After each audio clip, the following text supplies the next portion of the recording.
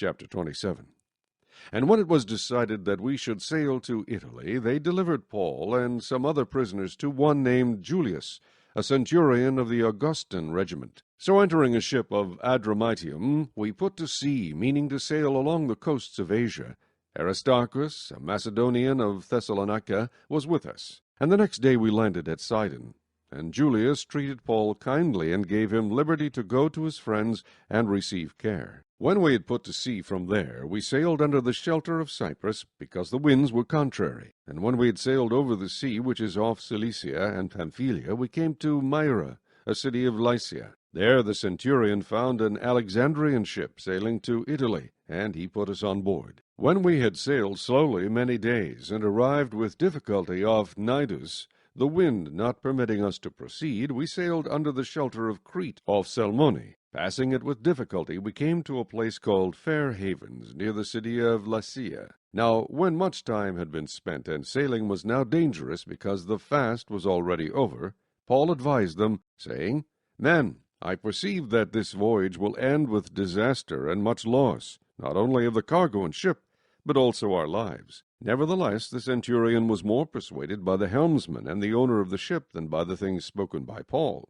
And because the harbor was not suitable to winter in, the majority advised to set sail from there also, if by any means they could reach Phoenix, a harbor of Crete, opening toward the southwest and northwest, and winter there. When the south wind blew softly, supposing that they had obtained their desire, putting out to sea, they sailed close by Crete. But not long after, a tempestuous headwind arose, called Euroclydon. So when the ship was caught, and could not head into the wind, we let her drive. And running under the shelter of an island called Clauda, we secured the skiff with difficulty. When they had taken it on board, they used cables to undergird the ship, and fearing lest they should run aground on the Syrtis sands, they struck sail, and so were driven. And because we were exceedingly tempest-tossed, the next day they lightened the ship. On the third day we threw the ship's tackle overboard with our own hands. Now when neither sun nor stars appeared for many days, and no small tempest beat on us,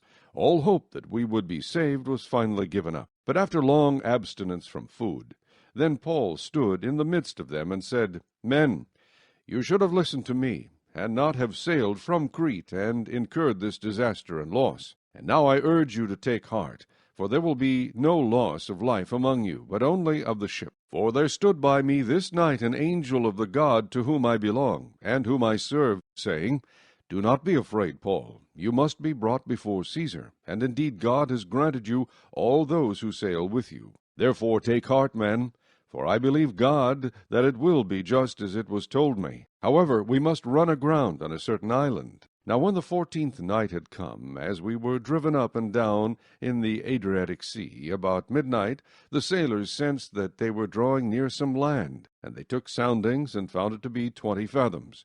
And when they had gone a little farther, they took soundings again, and found it to be 15 fathoms. Then, fearing lest we should run aground on the rocks, they dropped 4 anchors from the stern, and prayed for day to come. And as the sailors were seeking to escape from the ship, when they had let down the skiff into the sea, under pretense of putting out anchors from the prow, Paul said to the centurion and the soldiers, Unless these men stay in the ship, you cannot be saved. Then the soldiers cut away the ropes of the skiff, and let it fall off. And as day was about to dawn, Paul implored them all to take food, saying, Today is the 14th day you have waited and continued without food, and eaten nothing. Therefore I urge you to take nourishment, for this is for your survival, since not a hair will fall from the head of any of you. And when he had said these things, he took bread and gave thanks to God in the presence of them all. And when he had broken it, he began to eat. Then they were all encouraged, and also took food themselves. And in all we were 276 persons on the ship. So when they had eaten enough, they lightened the ship, and threw out the wheat into the sea. When it was day,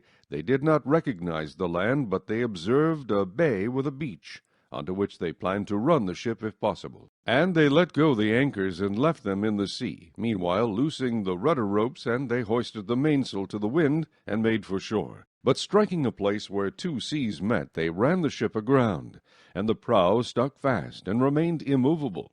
But the stern was being broken up by the violence of the waves, and the soldiers' plan was to kill the prisoners, lest any of them should swim away and escape. But the centurion, wanting to save Paul, kept them from their purpose, and commanded that those who could swim should jump overboard first and get to land, and the rest, some on boards and some on parts of the ship. And so it was that they all escaped safely to land.